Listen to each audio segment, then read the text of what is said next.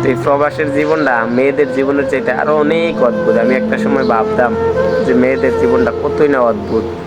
কোন একটা গ্রামে বড় হয়, কোন একটা গ্রামে জন্ম হইয়া ছোট থেকে খেলার সাথী, বন্ধু বান্ধব, ভাই বোন, কিভাবে একটা বড় হইয়া ওঠে।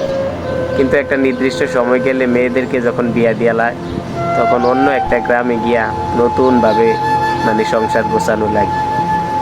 কিন্তু এখন দেখি প্রবাসীদের জীবন ওই মেয়েদের জীবনের চাইতে আরো বেশি ভয়ঙ্কর। তারা তো চাইলেই 2 দিন 3 দিন, 1 মাস 2 মাস পরে আবার বাপের বাড়িতে গিয়ে ঘুরে আসতে পারে। আমরা তো সেইটাও পারি না। এমনও প্রবাসী আছে 5 বছর 7 বছর পর্যন্ত বাড়িতে যাইতে পারে না, ঋণের বোঝাও শেষ হয় না, বাড়িতেও যাইতে পারে না। তা আমরা চাইলেও ওই বালিশটারে জইরা আমরা যেসব খারাপ লাগে, আমরা চাইলেও বাড়িতে ফিরতে পারি না। ও বিছানার মধ্যে শুইয়া শুইয়া বালিশটারে জ্বরে ধরে কত কান্না করতে পারি, তাছাড়া পরিবারের পাশে আমরা যাইতে পারি না।